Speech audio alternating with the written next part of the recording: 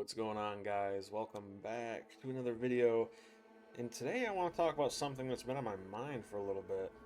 So, if you've been on the internet for, well, a while now, especially if you're on Chronically like myself, you've probably heard rumors of a Halloween game that's being developed. Well, turns out it's not rumors, it actually is real.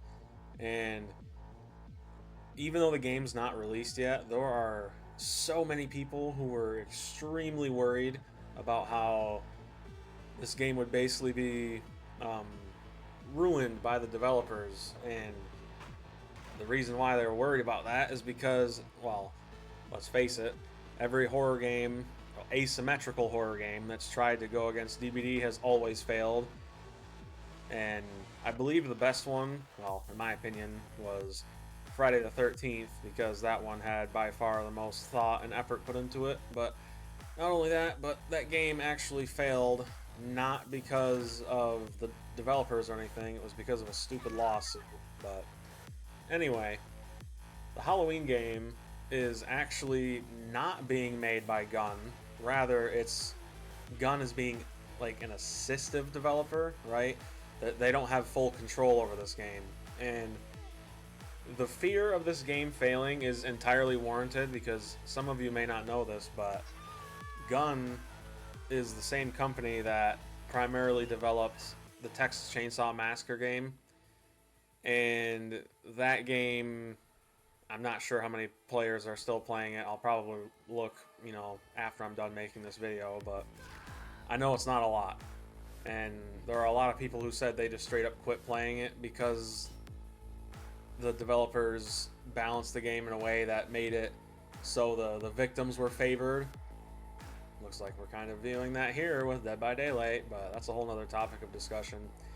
Anyway, a lot of the family players, if you will, they stopped playing because it was basically becoming a huge slugfest between the victims, aka survivors, and the family, aka the killers.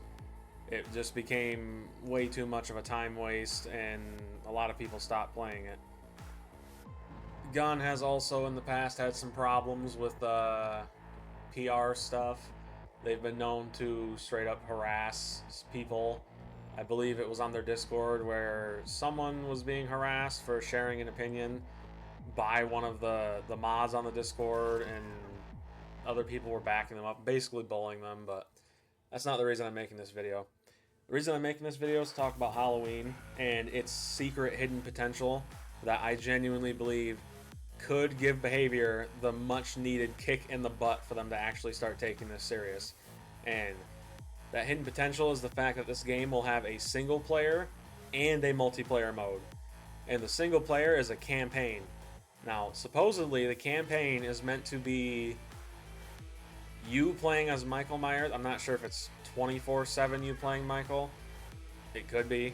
They did recently say that the single player is meant to prepare Michael Myers players for the online multiplayer, but apparently it's supposed to be you basically playing the entire first original Halloween movie, which I think is actually really cool.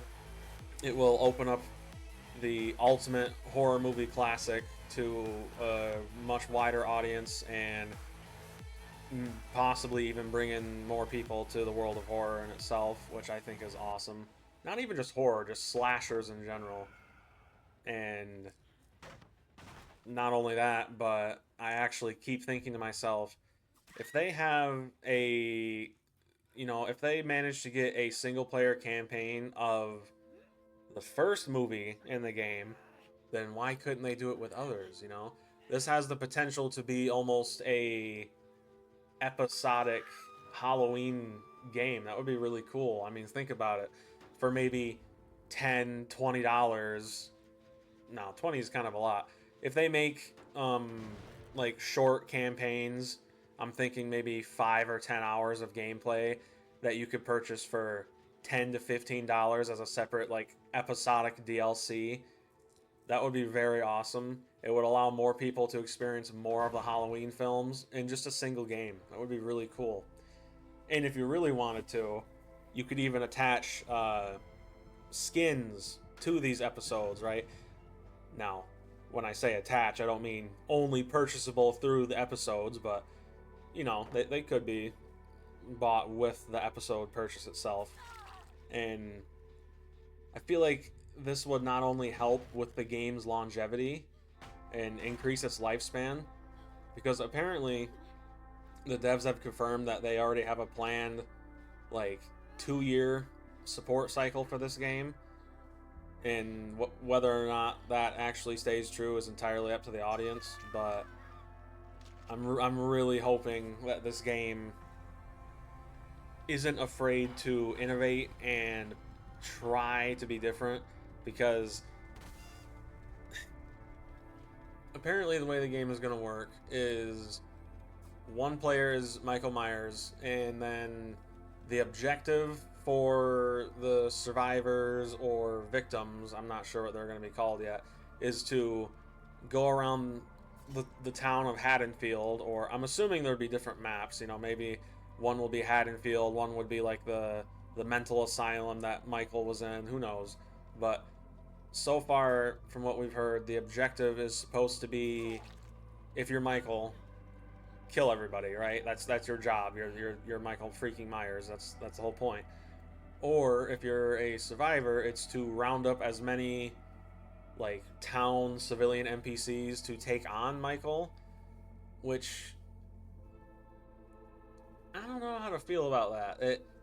I'm getting kind of like Friday the 13th vibes, where a lot of people, if they were in a group call, what you could do is you could navigate your team into finding a way to killing Jason, and it was actually not easy. It was very, very hard. So if they are going to do this, I hope it's something similar to that, because you don't want to make it too easy, because if you do make it too easy, then ultimately, you know, people aren't going to play, right?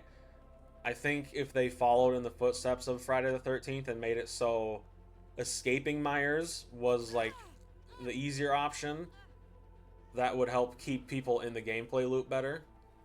But for those dedicated fans out there who actually want to get this hard ending, maybe get an achievement for it, I also think that would be really cool.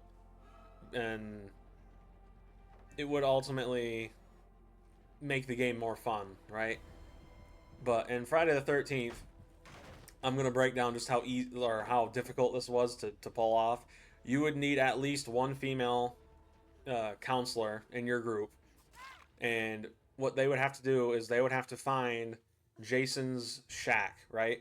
And the reason why this is so hard is because unless you're playing as Jason, you're never going to see on the minimap where his shack is. You'll never see it on the map. It's not marked for survivors, which means they would have to check one of 3 different possible spawn locations, and these spawn locations were extremely spread out. So they would have to basically travel all across the map, right? And here's another thing. Even if the female counselor gets a hold of Jason's mother's sweater, right?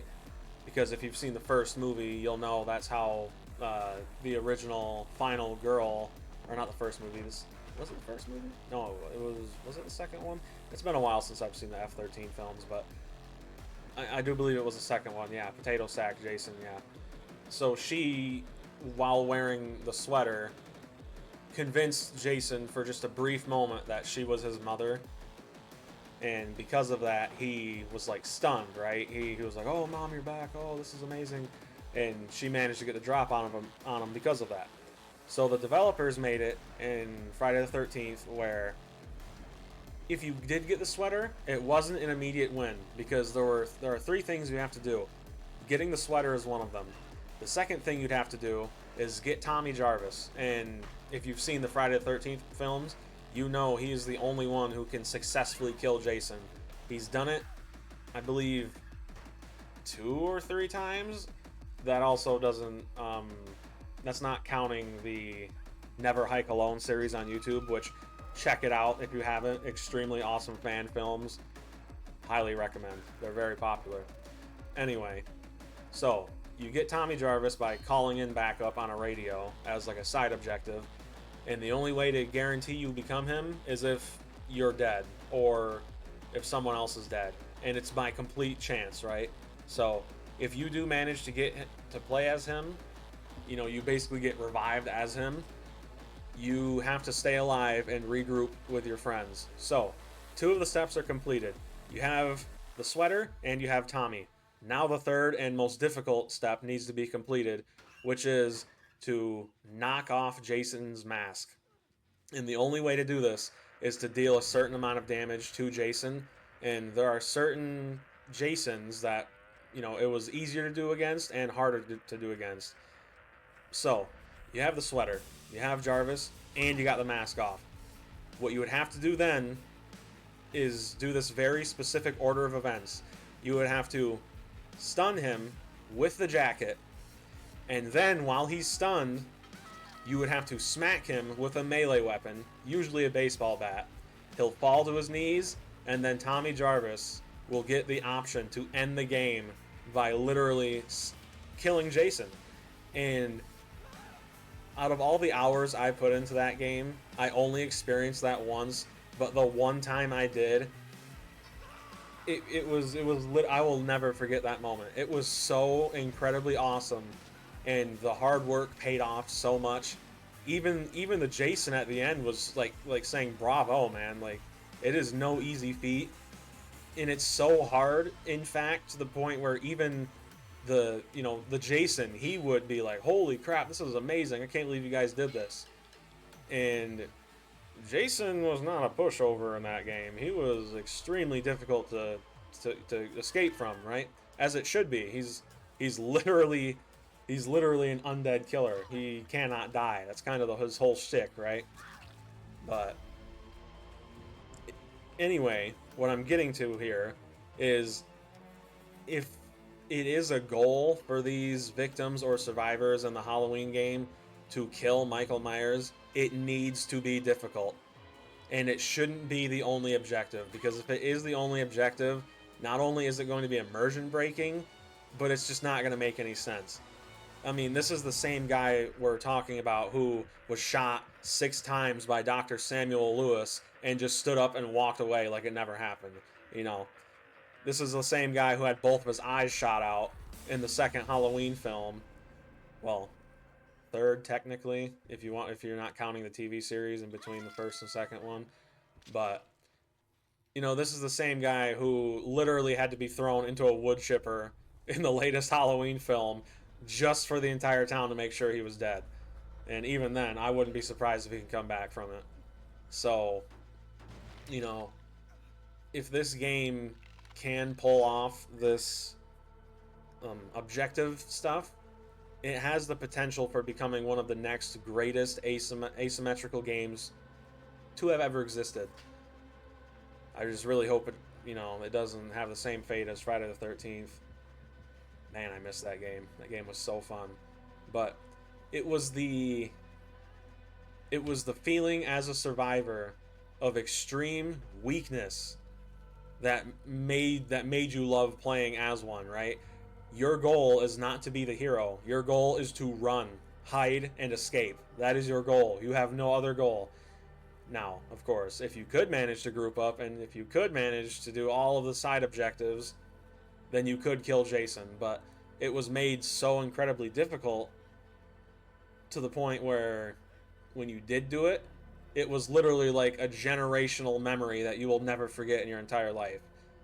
And another reason why that's a good thing is because if there are streamers or just regular people who can manage to do that, it's going to keep them playing the game for a long time, because they're gonna be striving to do that again someday. They're like, man, I remember a long time ago, me and my buddies, or me and these randos, we managed to cooperate and kill the killer. You know, it was super hard, but it was super worth it. And of course, the thing that keeps, the people playing Myers coming back is the fun too. The fact that you're basically chasing a lamb to the slaughter, right? You are the shape. You are evil incarnate. You are the darkness, and you are what Sam Loomis fears most, right? he believes you to be Satan incarnate. That's how evil you are, right? That's how strong you are. That's how terrifying you are. You must feel that power as Michael Myers, similar to the way you did in Friday the 13th as Jason. And I'm gonna be honest, if Halloween does do this, while I don't think Dead by Daylight will die, it probably will lose a few thousand players, like concurrent players, because I know if this game is released and it is in a really good shape and it is extremely fun, I'm not sticking around with DBD. No offense, but with these recent changes and the PTB, there is no reason to stick around if they go live servers. Killers, at least I myself don't feel respected at all with these changes that are coming up. It honestly just makes me feel like I'm wasting my time playing as a killer.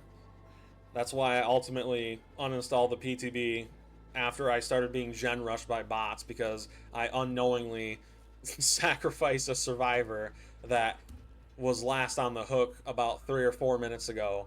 You know, it's just so stupid. It all of these arbitrary rules are, they're not necessary, and I don't know, man. This is why Halloween needs to win. Why Halloween needs to succeed. And like I said earlier, the whole turning movies into like episodic storyline DLCs, that could propel this game to even further heights than they could have ever even imagined. You could have multiple skins from all the Halloween movies, and you could also maybe even get some of the Rob Zombie stuff in there. I know a lot of people aren't a fan of Rob Zombie's Halloween, but I personally like it. It gives a Jason like violence tone on a otherwise like creepy stalkery killer. You know, it's really cool. And